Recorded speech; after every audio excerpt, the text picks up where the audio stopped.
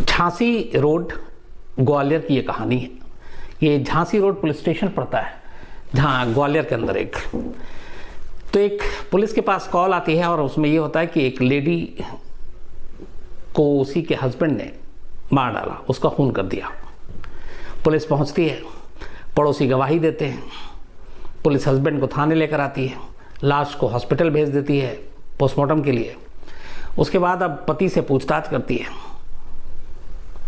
लगभग 24 घंटे के अंदर ही फिर ये पुलिस के आला अफसर भी पहुंचते हैं और उस वक्त ये था कि ये फैमिली भी अच्छी थी जिसकी लेडी की डेथ हुई थी।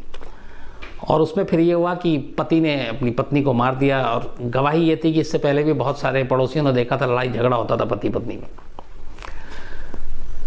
पुलिस स्टेशन लाने के बाद जो सीनियर पुलिस अफसर हैं वो भी बाकायदा प्रेस कॉन्फ्रेंस करते हैं और मीडिया को बता देते हैं कि ये ऐसे ऐसे लेडी का कत्ल हुआ, उसका कातिल कोई और नहीं बल्कि उसका पति है, उसके पति ने अपना जुर्म कबूल कर लिया है। इसके बाद उसे थाने में लॉकअप में रखा जाता, कोर्ट में पेश करने के बाद पुलिस कस्टडी में लेकर। उसके बाद पुलिस ये भी दावा कर देती है कि पति ने अपना जुर्म कबूल कर लिया और उसने कहा कि हाँ, लड़ाई झगड़े के दौरान उसने अपनी पत्नी को मार दिया। अब जो आला अफसर थे वो भी प्रेस कॉन्फ्रेंस करने लगा, केस सब कुछ ख़त्म, खुल गया। अब वो पति जो है वो थाने के अंदर है लॉकअप में। इसी दौरान जो फॉरेंसिक के एक्सपर्ट साइंटिस्ट डॉक्टर हर्ष शर्मा, इनके पास पुलिस स्टेशन से फ़ोन जाता है और पुलिस वाले कहते हैं कि डॉक्टर साहब अगर आप क्या झांसी रोड पुलिस स्टेशन आ सकते हैं। तो इन्होंने पूछा क्यों? तो उन्होंने कहा एक कत्ल का मामला है और उसी सिलसिले में आपकी मदद चाहिए, कुछ तफ्तीश है।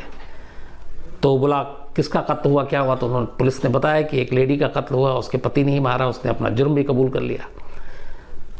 तो जो फॉरेंसिक एक्सपर्ट डॉक्टर साहब हैं हर्ष शर्मा, वो कहते हैं कि जब सब कुछ हो गया तो फिर अब मेरी ज़रूरत क्या है? कातिल ने करार जुर्म कर लिया, लाश आपके कब्जे में है, लाश पोस्टमार्टम के लिए भेज दिया, तो फिर अब मैं इसमें क्या करूं? तो फिर भी एक बार आप मिल लीजिए कातिल से। तो डॉक्टर हर्ष शर्मा सीधे पुलिस स्टेशन पहुंचते हैं झांसी रोड ग्वालियर में। जाने के बाद पुलिस वाले उनसे पूछते हैं कि ये बताइए कि पहले आप कातिल से बातचीत करेंगे या लाश देखेंगे? तो उन्होंने पूछा लाश कहाँ है? उन्होंने कहा मॉर्चरी में गया हुआ है, पोस्टमार्टम होनी है। तो उन्होंने कहा जब आ ही गए हैं पुलिस स्टेशन तो पहले कातिल से ही बात कर लेते हैं। इसके बाद सारे पुलिस वाले अलग हो गए। इन्होंने कहा मुझे अकेले में बात करने दो। अब ये बातचीत शुरू होती है। तो कहते हैं कि तुमने कत्ल किया? कहता हाँ डॉक्टर साहब मैंने कत्ल किया। क्यों किया? बोला हमारा झगड़ा होता रहता था। कुछ और उन्होंने बातचीत की इधर उधर। फिर उन्होंने कहा कि अच्छा ये बताओ किस चीज़ से कत्ल किया? तो उसने कहा वो गुप्ती थी, वो मारी थी। तो उसने कहा अच्छा वो गुप्ती कहाँ है? बोला मुझे नहीं मालूम।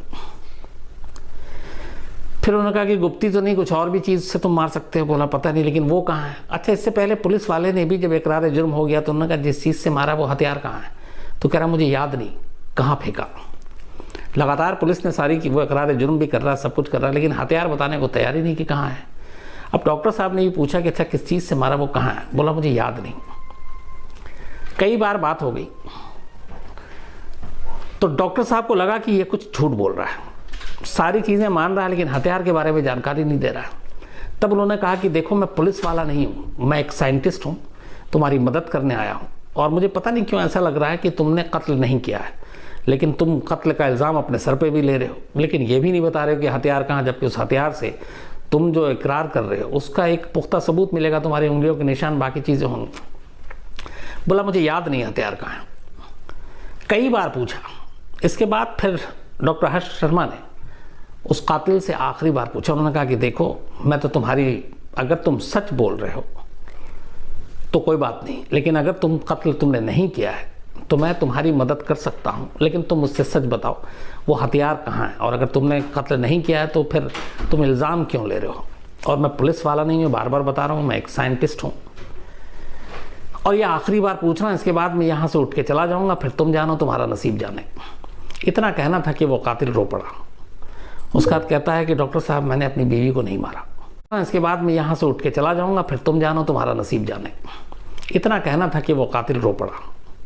उसका कहता है कि डॉक्टर साहब मैंने अपनी बीवी को नहीं मारा। तो बोले लेकिन यहाँ तो सारी प्रेस कॉन्फ्रेंस, 2 दिन से तुम खुद इकरार कर रहे हो, अब मैं जब आया तब भी तुम मुझसे कह रहे हो कि मैंने ही मारा। तो रोने लगा, बोला कि मुझे पुलिस ने कहा कि तुम्हारे पास और कोई रास्ता नहीं है तो तुम एक्सेप्ट कर लोगे, तुमने अपनी बीवी का खून किया है। तो मैंने इसी डर से ये एक्सेप्ट कर लिया, लेकिन मैंने नहीं मारा। तो उसने बोला कि फिर किसने मारा?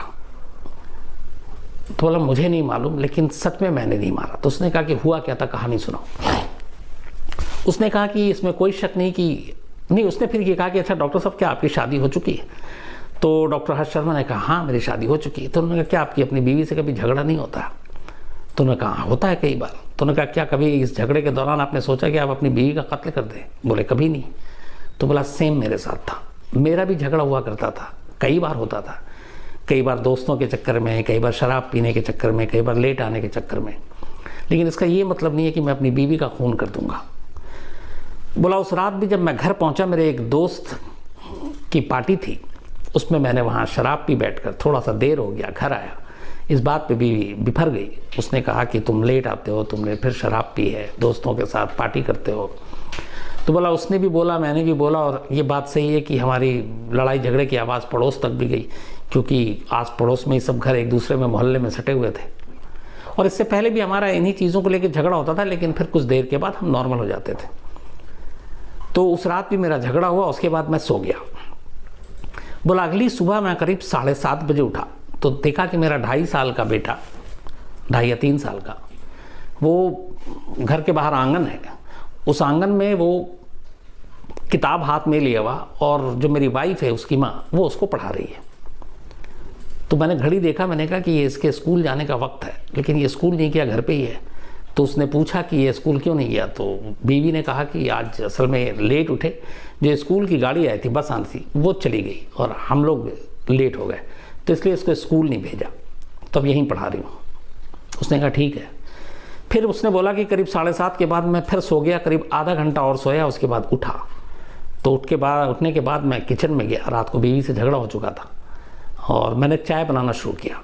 चाय बनाते बनाते फिर याद आया कि चलो बीवी से भी पूछ लेते हैं, तो मूड उसका ख़राब है। तो उसने वहीं से आवाज़ दी कि चाय पियोगी? तो बीवी ने फिर कहा कि अच्छा मैं आधी कप पी लूँगी। तो उसने कहा कि फिर मैंने आधी कप और पानी डाला, चाय बनाना शुरू किया। फिर मैंने देखा, तब भी मेरी बीवी जब उठने के बाद देखा, तब भी वो बेटे को पढ़ा रही थी। बोला चाय बनाते बनाते जैसे ही मैं चाय कप में डाल रहा था, मुझे अचानक एक अजीब सी आवाज़ आई, ऐसी जैसे किसी चीज़ के टूटने की या कुछ उस तरीके की। तो जैसे ही वो आवाज़ आई और मैं बाहर भागा, तो मैं क्या देखता हूँ कि मेरी बीवी जहाँ पे बैठ के पढ़ा रही थी, वो उसी के सामने औंधे मुँह गिर गई है। तो मैं नज़दीक गया, मुझे लगा कि पता नहीं क्या हो गया, फिसल गई, खड़ी हुई थी इस दौरान। और वहाँ जाकर जब देखा तो देखा कि खून गिर रहा है नीचे। मैंने उसको उठाया तो देखा कि उसकी सांसें ही नहीं चल रही हैं। मैं घबरा गया। तब तक जब मैं घबराया तो चीखने चिल्लाने लगा, तब तक पड़ोसी भी आ गए। उसके बाद पड़ोसी आए, पड़ोसियों ने ये समझा कि मैं हमेशा लड़ाई होती है, रात को भी झगड़ा हुआ चीखने चिल्लाने की, और खून देख के उन्होंने कहा सुबह देखो इसने मार दिया। तो सारे पड़ोसी एक साथ ये बोलने लगे कि मैंने मार दिया, जबकि मैंने मारा नहीं। मैं उस वक्त किचन में था और मैं एक आवाज़ सुनकर वहाँ तक भाग कर आया था, और फिर देखा कि अचानक वहाँ पे खून है। उसकी वाइफ के सर में एक गहरा चोट था, और उसी के ज़रिए फिर खून गिर रहा था। तो लोगों ने ये समझा कि सर पे किसी चीज़ से हमला किया, वो कोई गुप्ती है या कोई वजनी चीज़ है। तो बोला फिर पड़ोसियों ने हंगामा कर दिया, कुछ पड़ोसी भी आके नब्ज टटोले, उन्होंने कहा तो मर गई और इसने मार दिया। उनमें से किसी ने पुलिस को कॉल कर दिया, फिर पुलिस आई और मेरी बात सुनी नहीं, मुझे उठा कर ले गई। उसने कहा कि भाई घर में तुम और तुम्हारी बीवी और 2.5 साल का बच्चा, और कोई आया नहीं, रात को झगड़ा हुआ, तुम्हारा पहले भी झगड़ा होता था, और तुमने ही गुस्से में मार दिया, सारे सबूत तुम्हारे खिलाफ। तो उसको पीटा भी। उसने बोला कोई रास्ता नहीं है, तुम अपना जुर्म कबूल कर लो। और उसने कहा मैंने अपना जुर्म कबूल कर लिया इसी डर से। अभी उसने पूरी कहानी सुना दी। तो बोला कि अब डॉक्टर साहब ने कहा इसका मतलब है कि तुम इसीलिए झूठ बोल रहे थे कि हथियार तुम्हें नहीं मालूम कहाँ फेंका, याद नहीं? बोला हाँ, जब मैंने मारा ही नहीं, कोई हथियार ही नहीं मेरे पास, तो फिर मैं कैसे बोलूँ कि वो हथियार कहाँ है, मैं कहाँ से ला कर दूँ पुलिस को? तो उन्होंने कहा ठीक है, अगर तुम्हारी बात सच है तो मैं तुमको यहाँ से बेगुनाह निकाल कर ले जाऊँगा। अब एक फॉरेंसिक एक्सपर्ट डॉक्टर ये सारी बातें सुनने के बाद बाहर आते हैं। उसका पुलिस से कहते हैं कि मुझे मॉर्चरी जाना है, मुर्दाघर। वो सीधे मुर्दाघर जाते हैं। वहाँ पे तब तक पोस्टमार्टम हुआ नहीं था। आमतौर पे इन सब जगहों पे, और उस 80 में 788 की बात कर रहा हूँ, जब तक बड़ा केस ना हो, मीडिया ट्रायल ना हो, वीवीआईपी ना हो, तो ये सब आराम से होता हमारे यहाँ। तो पोस्टमार्टम तब तक हुआ नहीं था। तो डॉक्टर हर्ष शर्मा वहाँ गए। जो डॉक्टर थे उनसे पूछा कि पोस्टमार्टम हुआ? उन्होंने कहा अभी नहीं हुआ। तो उन्होंने लाश देखी। उन्होंने कहा कि जब मैंने लाश देखी तो जब वो हाथ देखा तो वो इतना सफ़ेद था उसका पूरा जिस्म कि अगर आप ज़ोर से दबा दो तो वहाँ पे एक तरह से निशान पड़ जाए, एकदम जैसे ट्रांसपेरेंट नहीं होता कि बहुत नाजुक और वो एकदम गोरा। तो अगर कुछ कर दो तो वहाँ पे निशान पड़ जाए लाल रंग का, अगर ज़ोर से दबा दो। इसके बाद उन्होंने सारी बॉडी देखा, बिल्कुल सब कुछ ठीक। सर में दाईं तरफ से एक यहाँ पे जख्म का निशान था। इसके बाद उन्होंने देखा कि बाकी ध्यान से बाईं तरफ जबड़ा सूजा हुआ था। उन्होंने उस जबड़े को भी देखा खोल के, सूजा हुआ था यहाँ पे, और यहाँ पे एक निशान था। तो ये था कि यहाँ पे कुछ मारा गया है और हो सकता है जबड़े पे भी लगा। तो उन्होंने पूछा कि क्या है ये, तुम्हें कुछ? तो जो पोस्टमार्टम करने वाला था उसने कहा कि डॉक्टर साहब अभी पोस्टमार्टम करेंगे और देखते हैं इसमें गहरी चोट है कि सर पे मारा है कि नहीं। तो डॉक्टर हर्ष शर्मा सिर्फ इतना कह के वहाँ से निकल जाते हैं कि तुम पोस्टमार्टम करना, बस एक चीज़ का ध्यान देना, और अगर वो चीज़ हो तो मुझे फ़ौरन फ़ोन करके बताना कि इसके सर में कहीं कोई गोली तो नहीं है। बस तुम उस पोस्टमार्टम में अगर कोई गोली मिले तो मुझे बता देना। इसके बाद ये वापस आते हैं थाने और फिर उस पति से बात करते हैं। उसके बाद कहते हैं कि अच्छा ये बताओ तुमको किस तरह की आवाज़ सुनाई दी थी? वो गोली की आवाज़ थी? तो वो कहता है कि डॉक्टर साहब गोली की आवाज़ तो बिल्कुल नहीं थी। बोला क्यों? बोला मैं राजपूत फैमिली से हूँ, हमारे घर में इतने सारे लाइसेंसी हथियार हैं और हमने बचपन से इतने चलाए हैं कि चाहे वो सिंगल बोर हो, डबल बोर हो, पिस्टल हो, माउज़र हो, मैं हर गोली की आवाज़ बता सकता हूँ आपको, जैसे ही सुनूंगा कि ये किस गन से चली है। तो इसलिए मैं दावा कर रहा हूँ कि वो गोली की आवाज़ नहीं थी जो मैंने सुनी थी। तो डॉक्टर साहब कहते हैं कि ठीक है, अगर इस पोस्टमार्टम में के दौरान तुम्हारी वाइफ के जिस्म से या सर से गोली निकल आई तो इसका मतलब है तुम बेगुनाह हो, और अगर नहीं निकली तो इसका मतलब हो तुम ही कातिल हो। ये कहने के बाद फिर वो पुलिस से कहते हैं कि मुझे इसके घर जाना और उस घर को देखना है। अब इसके बाद डॉक्टर साहब वहाँ से घर की तरफ जाते हैं। थोड़ी देर के बाद ही हॉस्पिटल से फ़ोन आ जाता है। वो डॉक्टर घबराया हुआ बताता है कि डॉक्टर साहब आप जो कह रहे थे वही हुआ, उसके बाएं जबड़े के नीचे एक गोली फंसी हुई मिली है। तो डॉक्टर साहब मुस्कुराए, समझ गया मामला क्या है। उन्होंने कहा ठीक है। अब उन्हें लग गया कि मामला क्या था। उसके बाद ये कहते हैं मुझे वो घर देखना है। वो घर पहुँचे। उस घर की जो बनावट थी उसमें चारों तरफ आमतौर पे जो आंगन था उसके चारों तरफ ऊंची ऊंची दीवारें थी। गोली यहाँ से अंदर गई थी राइट साइड से और यहाँ पर आकर रुक गई थी, बाहर नहीं निकली। आमतौर पे गोली जब कोई मारता है तो जहाँ से एंट्री होती है एग्जिट उसके अपोजिट साइड से होती है। अगर यहाँ से मारेंगे तो यहाँ से निकलेगी। वो गोली यहाँ से आती है टॉप से और यहाँ पे आके अटक जाती है, बाहर नहीं निकली। और वही गोली पोस्टमार्टम में बाहर मिली और वो गोली बिल्कुल क्लीन थी, चपटी भी नहीं थी। मतलब इसका ये मतलब था कि यहाँ आने से पहले किसी को हिट नहीं किया था उसने। अब उसके बाद डॉक्टर साहब आकर घर में देखते हैं चारों तरफ ऊंची ऊंची दीवार है घर के। जो एंगल था और जो बताया था कि ये उसकी वाइफ यहाँ बैठी हुई थी तो वहाँ से कौन किस तरफ से गोली मार सकता, वो सारा एंगल देखा तो पता चला कि कोई एंगल ही नहीं बनता क्योंकि बीच में दीवार आ रही और गोली दूर से मारी गई थी, ये साबित हो गया था। तो वहाँ पे कोई नज़दीक हो नहीं सकता था क्योंकि बीच में दीवार आ रही और गोली दूर से मारी गई थी, ये साबित हो गया था। तो वहाँ पे कोई नज़दीक हो नहीं सकता था। तो अब सवाल ये है कि फिर ये गोली आई कहाँ से? इसके बाद वो सारा मुआयना करते हैं आसपास के इलाके में, दूर दूर तक जाकर डॉक्टर साहब वापस आते हैं। जो थाने का इंचार्ज था फिर उससे मिलते हैं और कहते हैं कि तुम एक काम करो, तुम कल सुबह पुलिस की वर्दी में नहीं बल्कि आम ड्रेस में, जॉगिंग के ड्रेस में सुबह सुबह यहाँ पे आसपास में कुछ वो है फील्ड है, स्कूल है, लोगों के टहलने का, दौड़ने का। उन्होंने कहा इस घर के आसपास वो सारा था। तो उन्होंने कहा तुम अपने कुछ साथियों को लेके जाओ अलग अलग, और सभी को तुम जॉगिंग के ड्रेस में, और वो जो खासतौर पे वहाँ बुजुर्ग लोग और ये सब आते हैं तो खाली इनसे पूछना कि क्या 2 दिन पहले यहाँ किसी ने हवाई फायर किया था कि नहीं, बस इतना पूछना है। अगले दिन ये सारे लोग अलग अलग जाते हैं। उसके बाद ये पूछते हैं अलग अलग कि यहाँ पे किसी ने कोई फायर वायर किया था। ढूंढते ढूंढते अचानक एक बुजुर्ग हैं, वो बताते हैं कि हाँ, वो एक डॉक्टर भारद्वाज हैं जो आयुर्वेद के डॉक्टर हैं, परसों ही उन्होंने हवाई फायर किया था हम लोगों के सामने यहाँ से। अब ये पता चला, डॉक्टर साहब को बताया गया। डॉक्टर हर्ष शर्मा फिर पूछते हैं कि ये कौन है डॉक्टर भारद्वाज। पुलिस उनका पता वता लेकर आई। फिर वो पुलिस टीम के साथ उनके घर पहुंचते हैं, पूछते हैं कि आपने 2 दिन पहले फायर किया था हवा में। बोले हाँ, वो मेरा जो बंदूक थी वो बनने के लिए गई थी, तो बनने के बाद आया तो मैंने कहा कि ज़रा उसका टेस्ट करूँ, इसलिए मैंने हवाई फायर किया था और सभी के सामने किया था। तो उन्होंने कहा वो आप अपनी गन देंगे। डॉक्टर भारद्वाज ने गन दिया, उस गन को ले गए, उसकी बैलिस्टिक जांच की गई।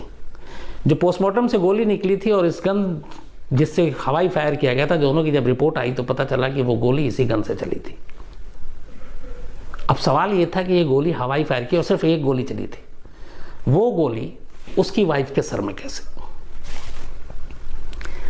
फिर पूरी जांच की तो पता चला कि ये गोली की तो उन्होंने हवाई फायर, उसकी वाइफ उस वक्त आंगन में बैठी हुई अपने बेटे को पढ़ा रही थी। ये गोली ऊपर गई जितनी तेजी से, उतनी ही तेजी से एक आखिरी ऊपर जाने के बाद वो नीचे आई। नीचे आने की रफ्तार उतनी नहीं थी जब वो सर से राइट से होते हुए लेफ्ट में जबड़े में आके अटक गई और वो वहीं पे उसने दम तोड़ दिया। अब सवाल ये, जब ये सारी जांच हो गई फॉरेंसिक लेवल पे, फिर वो गोली मिल गई, बैलिस्टिक रिपोर्ट आ गई, तो उसके बाद फिर ये हुआ कि ये शख्स बेकसूर है। अब पुलिस के लिए अजीब फजीहत, ऑलरेडी प्रेस कॉन्फ्रेंस कर चुके हैं आला अफसर कि ये कातिल है, इसने जुर्म भी कबूल कर लिया है।